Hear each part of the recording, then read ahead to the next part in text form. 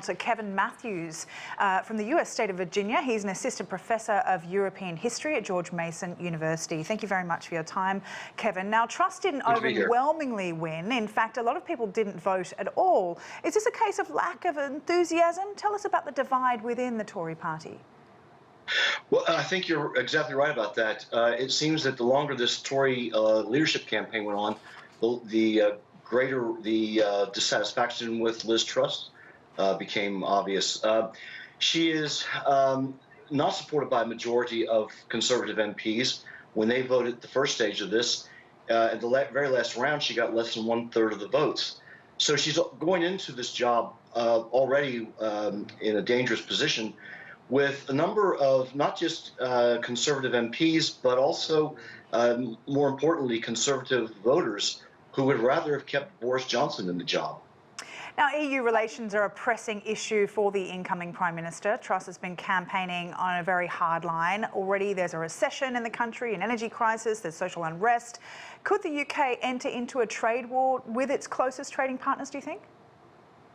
That's a real dangerous possibility. And beyond a trade war, you could get into an actual bloodletting in Northern Ireland if the border between the Republic and Northern Ireland is re-erected.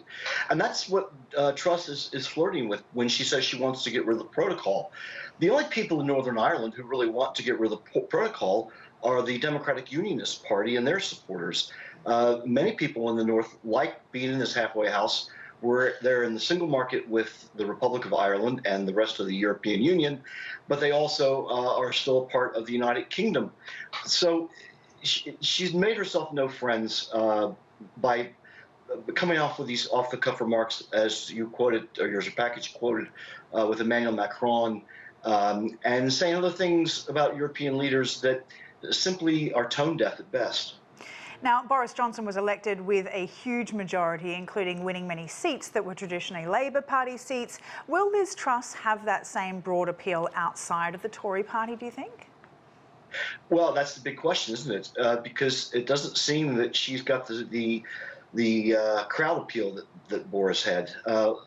What most observers have concluded is that Boris is great at campaigning, he's lousy at governing. The opposite may be true with Liz Truss. Liz Truss seems to want to be a second Margaret Thatcher, but the situation between the two coming to office is vastly different.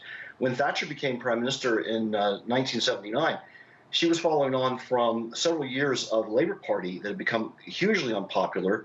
Its policies were unpopular across the country. They'd gone through what was called the winter of discontent. That's not true. If anything, it's the opposite now. The country has experienced over 10 years of a Conservative Party government, and they're in a huge fix. The cost of living crisis is the most immediate and most dangerous, but she faces long-term problems with funding the National Health Service. She faces long-term problems with keeping to the country's promises for net zero emissions in energy in 2050, which is connected to the current energy crisis, which is helping to propel the double-digit inflation of up to 15%. Ukrainians adored Boris Johnson. He seemed to be the favourite of the foreign visits to the war-ravaged nation. Now, Liz Truss has promised to double down on Putin. Are we likely to see a continuation of UK policy in Ukraine, do you think?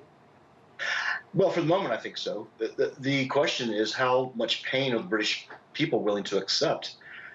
Because all indications are this is going to be a very hard winter, not just in the UK, but all across Europe. And some people may find that supporting Ukraine comes with a price that they're not willing to bear, and that includes British voters.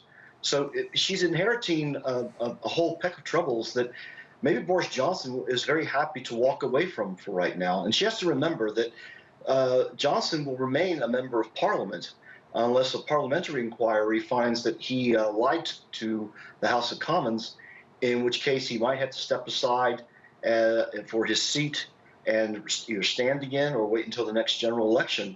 So in a way, she's going to have something like Banquo's ghost haunting the halls of Westminster as long as he's there. She also has to face the situation in Scotland.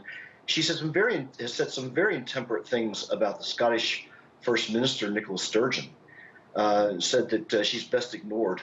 And Nicola Sturgeon has made it quite clear that she's going to call for another independence referendum. This is going to go before the UK Supreme Court this autumn. And even if the court rules that Scotland can't call an independence vote on its own, then Truss faces the unenviable situation of trying to force the Scots to stay in the Union. It's worth remembering that Scotland has not voted for a Conservative Prime Minister since 1955.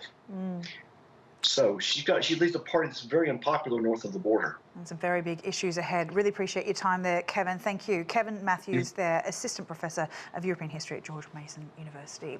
Here in the US,